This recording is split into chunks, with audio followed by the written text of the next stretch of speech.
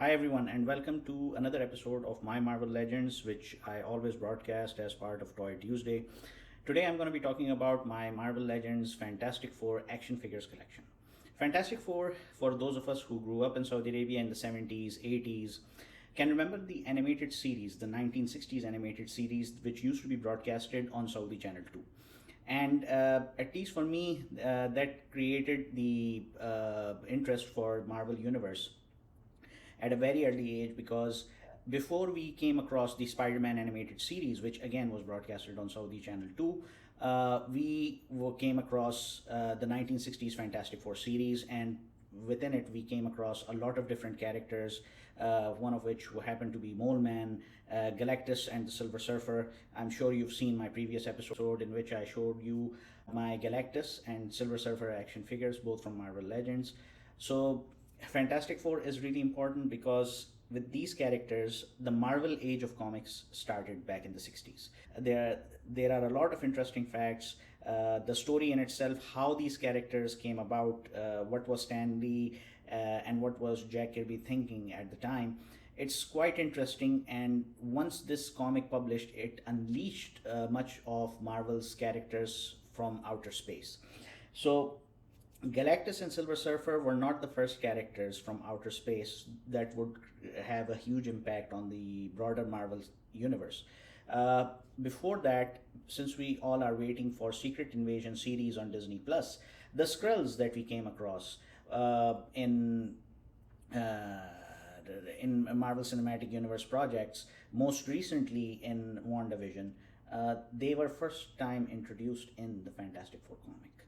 So Fantastic Four is in a way relatable because it shows a family that has been blessed or cursed with superpowers because of getting exposed to cosmic rays while they were traveling to space during the space age of the 60s. And once they come across such rays, they start having different powers, namely Reed Richards, Mr. Fantastic.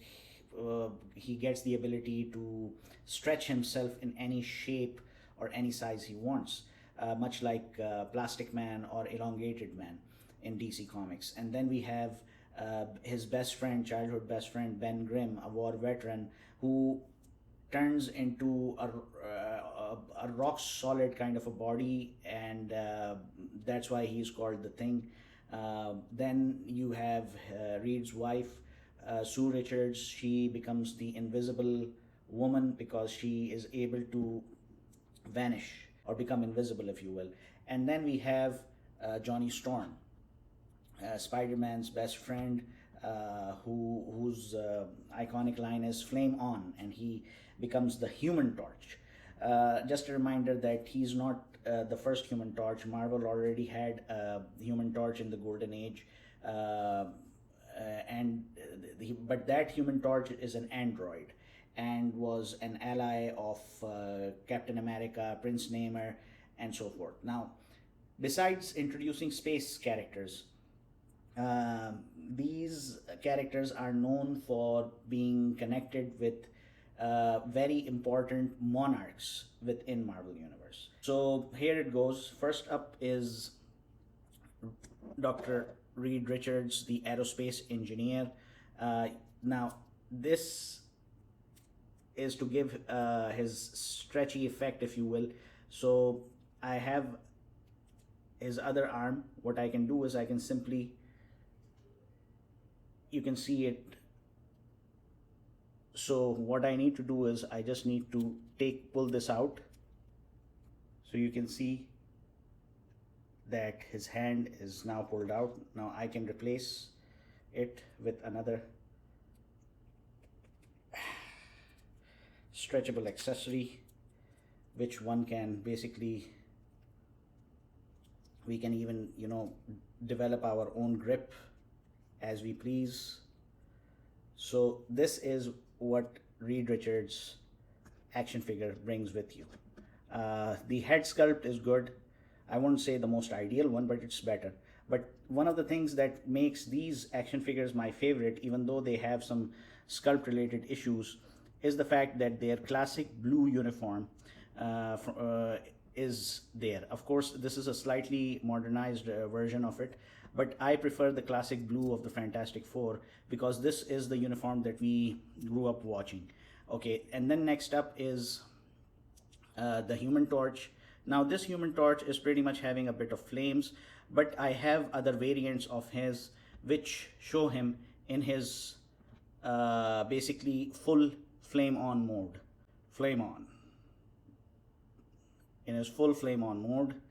And not only that, it also comes with a stand that has this fiery effect, and you can just simply hook up Johnny in this one, give him a flying pose, and at the base of it, it can easily get hooked onto a screw, so you can literally hang it on the wall, or you can just put it as a base on your table, whatever you have in mind. And then we have a straightforward Sue Storm action figure.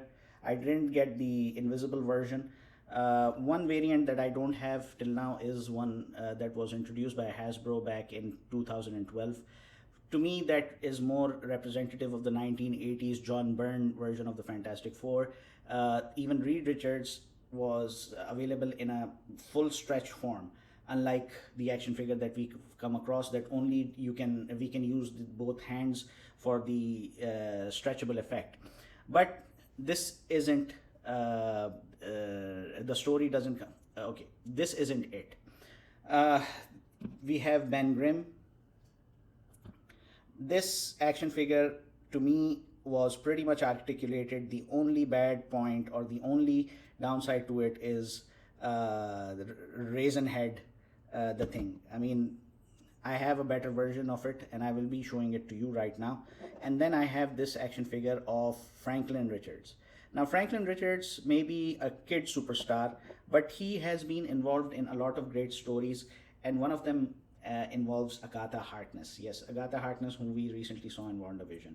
So this is my Marvel's first family in its entirety. So you can see them all. But now I'll show you the Thing action figure, which happens to be my favorite.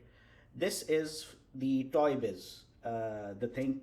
A very early series, from a very early series, and the Thing in the earlier days used to go outside of the Baxter building wearing a trench coat and a hat and glasses to avoid attention. And if you look at this action figure, if you look at the detailing of it, it seems like as if they had Jack Kirby's art right in front of them before they came up with the sculpt. And this is like one of the best things I have, because I have a civilian version of the Wolverine and I have a civilian version of the Hulk, and I also have a civilian version of Ben Grimm. And you can see all of the accessories are removable.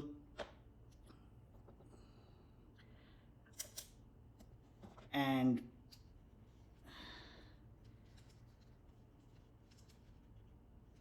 you can give him the complete effect when he's about to fight the Hulk in Midtown Manhattan. And this is completely removable. However, this action figure remains my favorite because the head sculpt is perfect, the articulation is just amazing, and the size difference between this action figure and that one is a huge difference. This, in my opinion, needed a lot of improvement. That's why Hasbro released another set of Fantastic Four. So this is what it is now.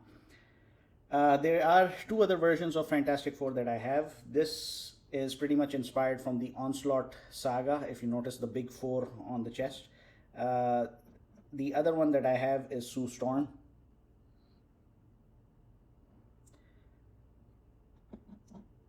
Now, I mentioned initially that the Fantastic Four are also connected with four very important monarchs. I'll be showing you three of them today, because the fourth one happens to be a main part of Marvel's major superhero franchises, or Marvel's major super team. First up is Dr. Doom, Victor Von Doom, the ruler of Latveria or the monarch of Latveria. And then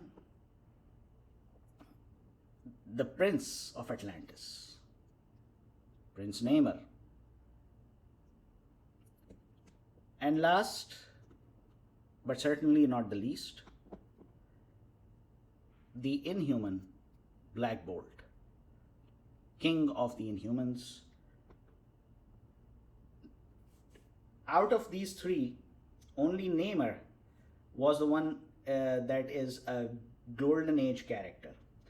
The rest of the two, namely Black Bolt and Doctor Doom, both were created in Fantastic Four comics, and both were created by Stan Lee and Jack Kirby.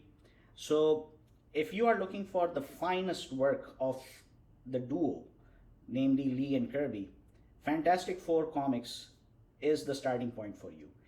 And that is the reason why, as a comic book reader, as a comic book fan, as a diehard fan of Marvel Comics, it was impossible for me not to collect the Fantastic Four, because they mean so much to me. Not just as a kid who grew up in Jeddah and who saw the animated series on Saudi Channel 2, but when I got into reading comics, I realized the importance that this family plays. It is just quite unfortunate that in recent times, or at least 10 years ago, they decided to cancel their comics after a long stint since the 60s. But anyways, some things happen for the better. So you can just imagine what kind of a effect it gives me when I have Galactus and the Silver Surfer along with the Fantastic Four. It just brings back a lot of good memories. It helps me recreate the Coming of Galactus saga, as well as the stories that were done by John Byrne. I hope you really enjoyed today's episode. Please make sure to like my video and share it with your friends who are into action figures, Marvel Comics, and so forth. And make sure to like my page on Facebook, follow me on Instagram, subscribe to my YouTube channel, and also follow me on TikTok. Thank you very much for watching. See you all next week.